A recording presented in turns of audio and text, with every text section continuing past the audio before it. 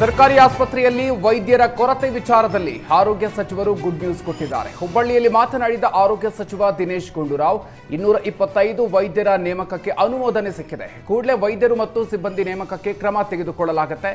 ಸರ್ಕಾರಿ ಆಸ್ಪತ್ರೆಯಲ್ಲಿ ಜನರಿಕ್ ಔಷಧಿ ಮಳಿಗೆ ಮುಂದುವರಿಬಾರದು ಅನ್ನೋದು ನಮ್ಮ ಉದ್ದೇಶ. ಸರ್ಕಾರಿ ಆಸ್ಪತ್ರೆಯಲ್ಲಿ ಸರ್ಕಾರಿ ಔಷಧಿಗಳು ಮಾತ್ರ ಇರಬೇಕು. ಆದರೆ ಇದನ್ನು ಪ್ರಶ್ನಿಸಿ ಕೆಲವರು ಕೋರ್ಟ್ಗೆ ಹೋಗಿದ್ದಾರೆ. ಬೇಸಿಗೆ ಹಿನ್ನೆಲೆ ಜನರ ಆರೋಗ್ಯದ ಮೇಲೆ ಪರಿಣಾಮ ಬೀರ್ತಾ ಇದ್ದು, ಹೀಗಾಗಿ ಎಲ್ಲಾ ಕಡೆ ಮಾರ್ಗಸೂಚಿ ಹೊರಡಿಸಲಾಗಿದೆ. ಹೀಟ್ ಸ್ಟ್ರೋಕ್ನಿಂದ ಬರೋರಿಗೆ ತುರ್ತು ಚಿಕಿತ್ಸೆ ಕ್ರಮ ಕೈಗೊಳ್ಳಲಾಗಿದೆ ಅಂತ ಸಚಿವ ದಿನೇಶ್ ಗುಂಡೂರಾವ್ ಹೇಳಿದ್ದಾರೆ. ನಮ್ಮಲ್ಲಿಗೆ 225 ವೈದ್ಯರು ತಗೊಳ್ಳೋದಕ್ಕೆ ನಮ್ಗೆ ಅನುಮೋದನೆ ಸಿಕ್ಕಿದೆ. ಈಗ ಮೊನ್ನೆ ಏನೋ ಒಂದು ತೀರ್ಮಾನ ಆಗಿದೆ, ಒಳ ಮೀಸಲಾತಿ, ಅದು ಈಗ ತೀರ್ಮಾನ ಆಗಿರೋದ್ರಿಂದ ಕೂಡಲೇ ನಾವು ಆ ಒಂದು ವೈದ್ಯರನ್ನು ಮತ್ತು ಬೇರೆ ಬೇರೆ ಏನು ಸಿಬ್ಬಂದಿಯನ್ನು ತಗೊಳ್ತಕ್ಕಂಥ ಅನುಮೋದನೆ ಸಿಕ್ಕಿದೆ. ಈಗ ನಮ್ಮ ಪಿ ಎಚ್ ಸಿಗಳು ANMಗಳಂತ ಏನು ಹೇಳ್ತೀವಿ, ಅವ್ರನ್ನೂ ಕೂಡ ಸುಮಾರು 1300 ತಗೊಳ್ಳೋದಕ್ಕೆ ನಮಗೆ ಪರ್ಮಿಷನ್ ಇದೆ.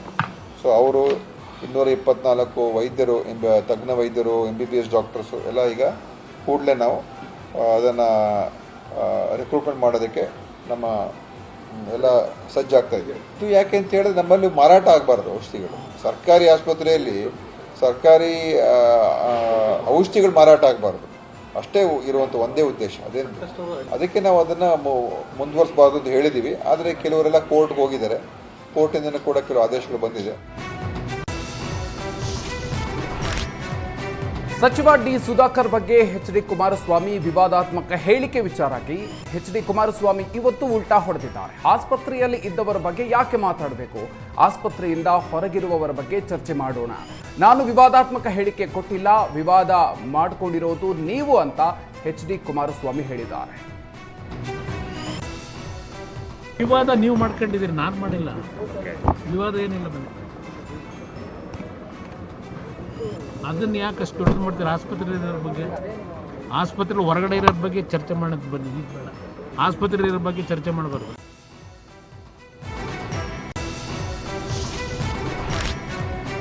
ರಾಯಚೂರಿನಲ್ಲೊಬ್ಬ ಯುವಕ ಪ್ರಧಾನಿ ನರೇಂದ್ರ ಮೋದಿಗೆ ಮದುವೆ ಆಹ್ವಾನ ನೀಡಿದ್ದಾನೆ. ಇದಕ್ಕೆ ಯುವಕನಿಗೆ ಪ್ರಧಾನಿ ಮೋದಿ ಶುಭಾಶಯ ಪತ್ರವನ್ನು ಕಳಿಸಿದ್ದಾರೆ. ರಾಯಚೂರು ಜಿಲ್ಲೆ ಸಿಂಧನೂರು ತಾಲೂಕಿನ ಕಾನಿಹಾಳ ಗ್ರಾಮದ ಯುವಕ ರಾಜೇಶ್ ನಾಯಕ್ ಇದೇ ಏಪ್ರಿಲ್ನಲ್ಲಿ ಸವಿತಾ ಅನ್ನೋರೊಂದಿಗೆ ವೈವಾಹಿಕ ಜೀವನಕ್ಕೆ ಕಾಲಿಡಲಿದ್ದಾರೆ. ತಮ್ಮ ಮದುವೆಯ ಲಗ್ನ ಪತ್ರಿಕೆಯನ್ನ ಪ್ರಧಾನಿ ಮೋದಿಯವರಿಗೆ ಕಳಿಸುವ ಮೂಲಕ ಆಹ್ವಾನವನ್ನ ನೀಡಿದ್ದು, ನವಜೋಡಿಯ ದಾಂಪತ್ಯ ಜೀವನಕ್ಕೆ ಪ್ರಧಾನಿ ಮೋದಿ ಶುಭ ಹಾರೈಸಿ ಪತ್ರ ಬರೆದಿದ್ದಾರೆ.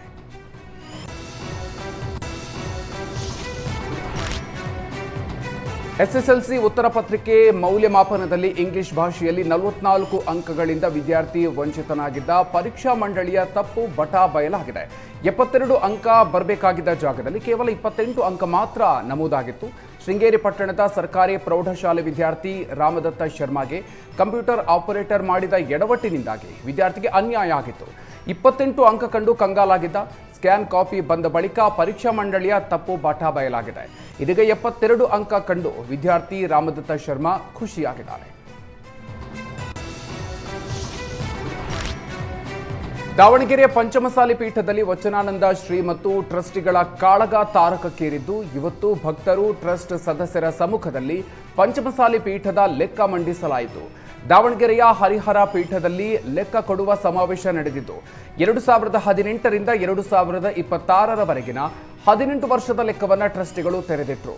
ವಚನಾನಂದ ಶ್ರೀಗಳ ಲೆಕ್ಕ ಕೊಡಿ ಚಳವಳಿಗೆ ಟ್ರಸ್ಟಿಗಳು ಉತ್ತರವನ್ನ ನೀಡಿದ್ದು, ಟ್ರಸ್ಟ್ಗೆ ಸರ್ಕಾರದ ಅನುದಾನ ಸೇರಿ 27.6 ಕೋಟಿ ರೂಪಾಯಿ ಜಮೆಯಾಗಿದೆ.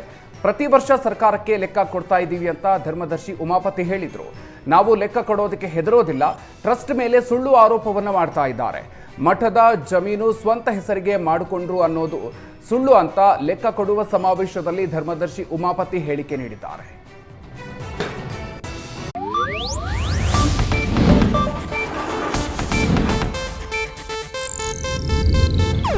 ಇದು ಏಷ್ಯಾನೆಟ್ ನ್ಯೂಸ್ ನೆಟ್ವರ್ಕ್ ಪ್ರಸ್ತುತಿ.